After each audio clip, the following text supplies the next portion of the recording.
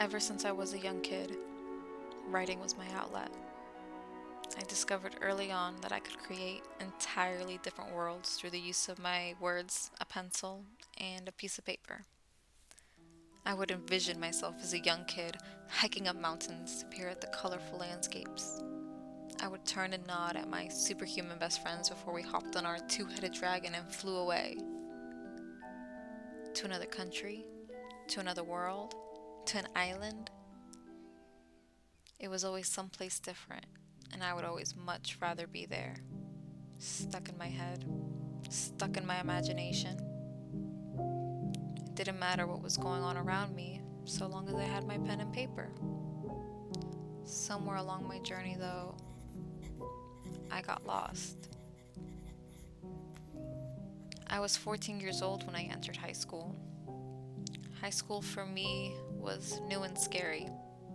I constantly moved around as a kid, so there were no familiar faces welcoming me back.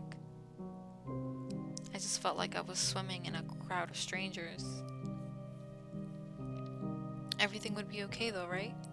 I still had my pen and paper. I still had my imagination.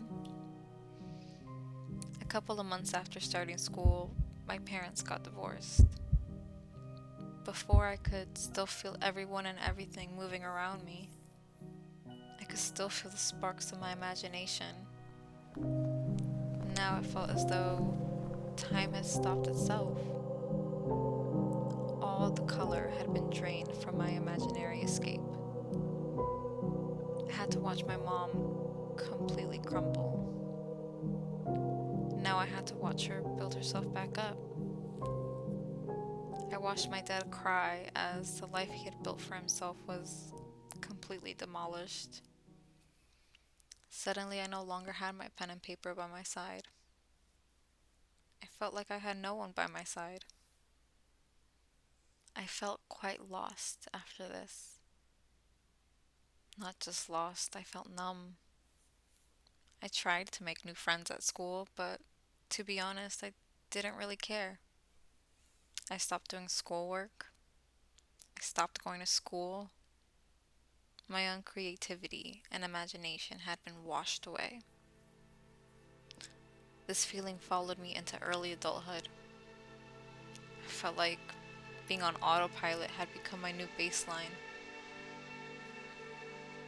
I eventually found myself at the age of 19 at what felt like a dead-end job. I worked 8 to 10-hour days. It was a 2-hour commute there and back. It was one of those jobs where I felt like I just stared at the wall from clock in to clock out. The color hadn't only seeped out from my imagination, but from my reality too. Surely there must be more to life than this. I didn't know it then, but these were the subtle thoughts that would eventually lead me back to my pen and paper.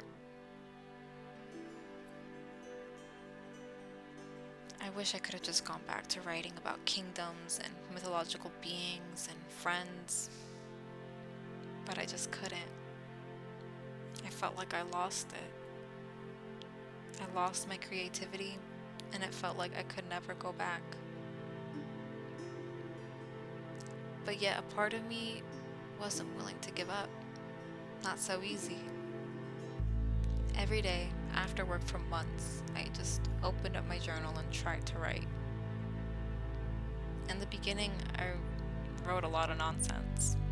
Nonsensical phrases in an attempt to recreate the worlds I once lived in as a child. Other times I tried to doodle. I did what I could to strike up any ounce of inspiration or creativity.